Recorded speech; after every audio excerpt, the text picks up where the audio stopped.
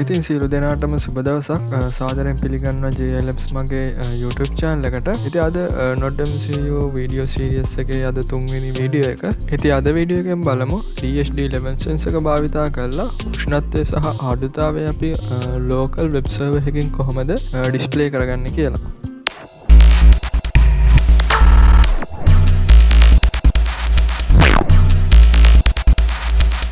හරි අපි බලමු මුලින්ම මේකට අවශ්‍ය කරන components මොනවාද කියලා. මේකට NotMCU ESP8266 කියන development board එක ඕනේ. ඉතින් මේ board එක ගත්තාම විවිධ මිල ගණන් යටතේ විවිධ වර්ගයේ board අපිට වෙළඳ පොලෙන් මිලදී ගන්න පුළුවන්. ඉතින් මේ NotMCU ESP board කොහොමද අපි original board හොයාගන්නේ? එතකොට NotMCU ESP board එක කොහොමද අපි setup කරගන්නේ කියන එක මම කලින් වීඩියෝ එකේදී කරා. ඉතින් ඒ වීඩියෝ එක බැලුවේ නැත්නම් මේ දකුණු පැත්තේ උඩින් වැටෙන link එක click කරලා ගිහිල්ලා වට පුළුවන් ඒ වීඩියෝ එක බලන්න. ඉතින් ඒ වගේම තමයි මේකට DHT11 sensor එකක් මම පාවිච්චි කරනවා. ඉතින් ඔයාට DHT range එකේ ඕන sensor එකක් මේකට පාවිච්චි කරන්න පුළුවන්. ඉතින් අනිවාර්යෙන් අපි පාවිච්චි කරන sensor එක අනුව අපි code එක define කරන්න ඕනේ මොකද්ද පාවිච්චි කරන sensor එක කියලා. ඒක මම code එක explain කරන වෙලාවට කියලා දෙන්නම් කොහොමද define කරන්න කියලා. ඉතින් ඒ වගේම තමයි අවශ්‍ය නම් project board එකක් ඔයාලට භාවිතා කරන්න පුළුවන්.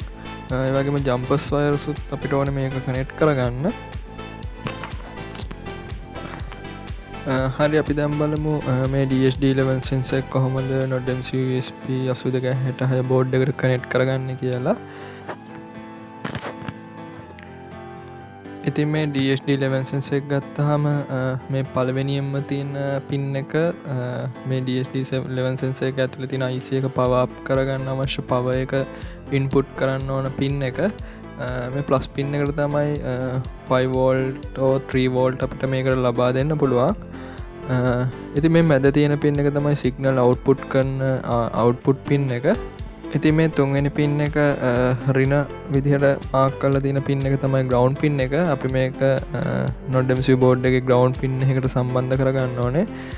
හරි අපි දැන් බලමු කොහොමද මේක අපි සම්බන්ධ කරගන්නේ කියලා. ඉතින් මම මුලින්ම මේ DHT11 sensor එකේ plus pin එක මේ විදිහට jumper wire එකක් සම්බන්ධ කරගෙන NotMCU ESP8266 board එකේ 3 volt pin එකට මම මේ ආකාරයට සම්බන්ධ කරගන්නවා. ඊට පස්සේ මේ මැද තියෙන out signal pin එකටත් මේ ආකාරයට jumper wire එකක් සම්බන්ධ කරගෙන NotMCU ESP8266 board එකේ D1 කියලා සඳහන් කරලා තියෙන මෙන්න මේ pin එකට මේ ආකාරයට සම්බන්ධ කරගන්නවා. හරි ඊට පස්සේ sensor එකේ ground pin එකට මේ ආකාරයට jumper wire එකක් සම්බන්ධ කරගෙන ESP board එකේ ground pin එකටත් මේ ආකාරයට මේ jumper wire එක සම්බන්ධ කරගන්නවා. ඉතින් මෙන්න මේ විදිහට තමයි මේකේ pin ටික අපි සම්බන්ධ කරගත්තේ. මේක තමයි මේකේ circuit diagram එක. ඉතින් මේ circuit diagrams ඒ වගේම code එක සහ මේකට අවශ්‍ය සියලුම libraries ඔයාලට download කරගන්න පුළුවන් මගේ website එකෙන්. ඉතින් මේ වගේ Google එකට ගිහින් JILABS කියලා ගහුවාම මගේ website එක load වෙනවා. ඉතින් මේ website එකට ආවට පස්සේ මේකේ tutorials වල NotMCU tutorials වලට ආවට පස්සේ මේ monitoring temperature and humidity local web server කියන article එකට ආවට පස්සේ ඔයාලට බලා ගන්න පුළුවන් මේකේ circuit diagrams ඒ වගේම code එක සහ මේකට අවශ්‍ය සියලුම libraries ඔයාලට මෙතනින් download කරගන්න පුළුවන්. ඒ වගේම තමයි මේක step by step මේ article එකේ මම ලියලා තියෙනවා මේකේ කොහොමද libraries include කරගන්නේ වගේම මේකේ circuit diagram එක සහ මේකේ trouble shooting හැමදේම මම මේ article එකේ ලියලා තියෙනවා. ඉතින් ඔයාලට පුළුවන් මේ ටික කියවලා ඉතාමත් පහසුවෙන් මේ ටික තේරුම් ගන්න. ඉතින් ඒ වගේම තමයි ඔයාලට මොනවා හරි ප්‍රශ්නයක් ආවොත් මෙතන පල්ලෙහා comment section එකේ හරි YouTube video එකේ comment section එකේ හරි අනිවාර්යෙන් පල්ලෙහා comment එකක් දාන්න.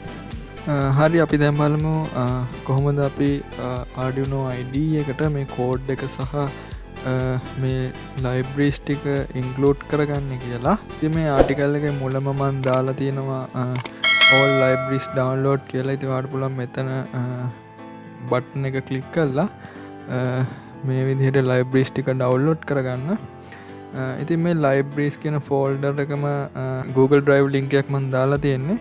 ඔයාලට බලන්න මේ ආකාරයට රයිට් ක්ලික් කරලා ඩවුන්ලෝඩ් බටන් එක දීලා මේක ඩවුන්ලෝඩ් කරගන්න. ඉතින් මේක zip ෆයිල් එකක් තමයි ඩවුන්ලෝඩ් වෙන්නේ. ඉතින් මේ ආකාරයට මේ zip ෆයිල් එක ඩවුන්ලෝඩ් වෙයි. ඉතින් මොකක් හරි මේ ෆයිල් එක ඕපන් කරගන්න zip ෆයිල් ඕපන් කරන software එකක් use කරන්න. ඉතින් ඒ වගේම තමයි මේ වෙබ්සයිට් එකේ මම දෙවනියට දාලා තිනවා මේකට අවශ්‍ය කෝඩ් එක. ඉතින් මේ බටන් එකත් ඔයාලට මේ විදිහට ක්ලික් කරලා මේ විදිහට කෝඩ් එකක් ඩවුන්ලෝඩ් කරගන්න පුළුවන්. ඉතින් මේක තමයි මේකේ සර්කිට් ඩයග්‍රෑම් එක. ඉතින් මේක පල්ලෙහාට ගියාට පස්සේ මේකට අවශ්‍ය libraries GitHub එකෙන් ඩවුන්ලෝඩ් කරගන්නත් පුළුවන්. මම මේ දාලා තියෙන libraries වැඩ කරේ නැත්නම් අනිවාර්යෙන් ඔයාලට පුළුවන් මේ link හරහා ගිහිල්ලා GitHub එකට ගිහිල්ලා GitHub එකෙන් මේ ආකාරයට මේ libraries ඩවුන්ලෝඩ් කරගන්න.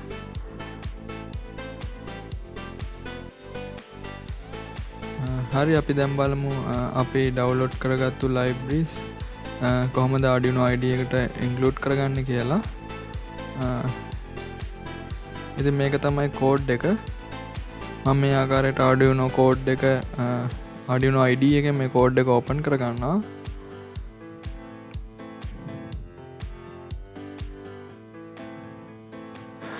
හරි ඊට පස්සේ මම මේ ආකාරයට අපි කලින් ඩවුන්ලෝඩ් කරගත්තු library folder එක මේ විදිහට මම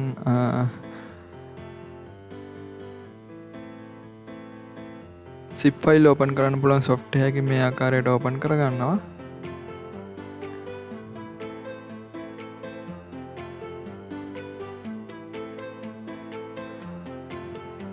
හරි ඉතින් මේ libraries 4 මම මේ විදිහට select කරලා මේක copy කරලා මගේ Arduino software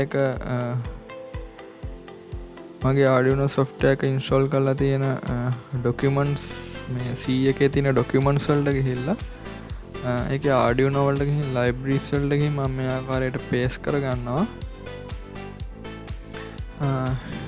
හරි දැන් මම libraries ටික include කරගත්තා.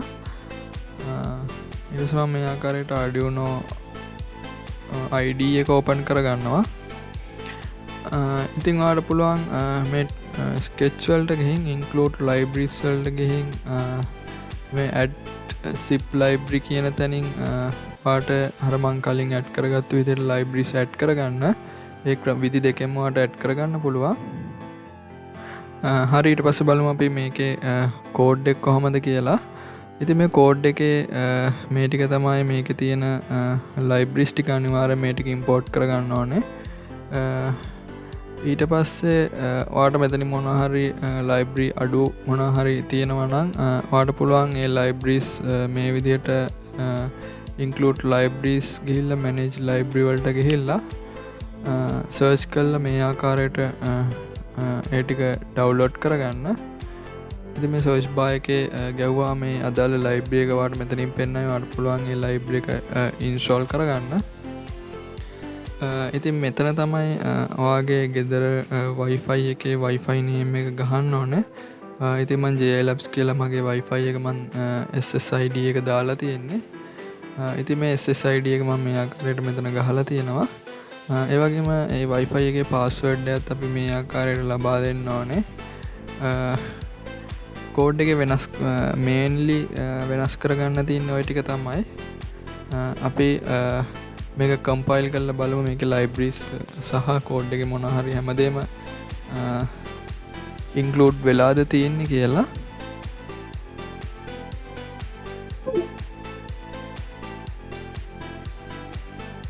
කෝඩ් එක සාර්ථකව compile වුණා. ඉතින් ඒ වගේම තමයි මට එක දෙයක් කියන්න අමතක වුණා. මම කලින් සඳහන් කරා අපි භාවිතා කරන DHT sensor එකේ DHT range එකේ ඕන sensor එකක් මේකට භාවිතා කරන්න පුළුවන් කියලා. ඉතින් අපි භාවිතා කරන sensor එක මෙතන මේ ආකාරයට define කරගන්න ඕනේ. මම භාවිතා කරන්නේ DHT11 sensor එකක් හින්දා මම ඒක මේ ආකාරයට define කරලා තියෙනවා. ඉතින් පාවිච්චි කරන්නේ DHT22 sensor එකක් නම් ඔයාලට පුළුවන් මෙතන මේ ආකාරයට ඒ අදාළ sensor එක define කරගන්න. ඉතින් මේ ආකාරයට DHT22 සෙන්සර් එක ඔයාලට පුළුවන් ඩිෆයින් කරගන්න. ඉතින් මම භාවිතා කරන්නේ DHT11 සෙන්සර් එකක් හින්දා මම ඒ සෙන්සර් එක මේ විදිහට ඩිෆයින් කරනවා. හරි, දැන් අපි මේ කෝඩ් එක node.mcu ESP8266 බෝඩ් එකට අප්ලෝඩ් කරමු. ඉතින් අපි මුලින්ම මේ ආකාරයට බෝඩ් එක හරියට සිලෙක්ට් කරගන්න ඕනේ. ඉතින් මේ node.mcu ESP12E කියන මොඩල් එක තමයි අපි සිලෙක්ට් කරන්නේ. ඊට පස්සේ මේකට අදාළ පෝට් එකත් අපි හරියට සිලෙක්ට් කරගන්න ඕනේ. ඊට පස්සේ අපිට පුළුවන් මේ විදිහට මේ කෝඩ් එක අප්ලෝඩ් කරලා වෙබ් සර්වර් එකකින් ටෙම්පරේචර් එක සහ හියුමිඩිටි එක ඩිස්ප්ලේ කරගන්න.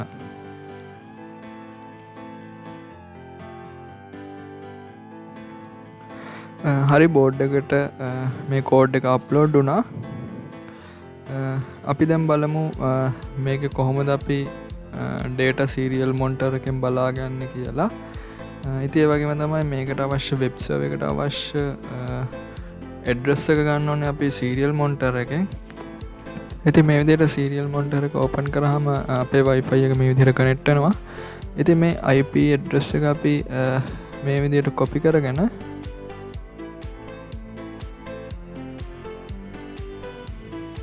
Control C බටන් එක බල copy කරගෙන මේ විදිහට වෙබ් බ්‍රවුසර් එකට ගිහිල්ලා වෙබ් බ්‍රවුසර් එකේ ඒක පේස්ට් කරාට පස්සේ අපිට මේ විදිහට මේකේ ඉන්ටර්ෆේස් එක අපිට ලබා ගන්න පුළුවන්. ඉතින් මේ ආකාරයට DHT11 සෙන්සර් එකෙන් ගන්න ටෙම්පරේචර් එක සහ හියුමිඩිටි එක ලයිව් අප්ඩේට් එකක් අපිට බලා ගන්න පුළුවන්. ඉතින් මේ විදිහට තමයි DHT11 සෙන්සර් එක node.mcu ESP8266 බෝඩ් එකට සම්බන්ධ කරගෙන වෙබ් සර්වර් එකක් හරහා අපි මේ අදාළ ටෙම්පරේචර් එක සහ හියුමිඩිටි දත්ත ලබා ගන්න. ඉතින් අද වීඩියෝ එක හොඳයි නම් අනිවාර්යෙන් තව කෙනෙක්ට බලන්න ෂෙයා කරන්න. ඉතින් ඒ වගේම ලයික් කරන්න, කමෙන්ට් කරන්න. ඉතින් අපි අලුත් වීඩියෝ එකකින් හමු වෙමු.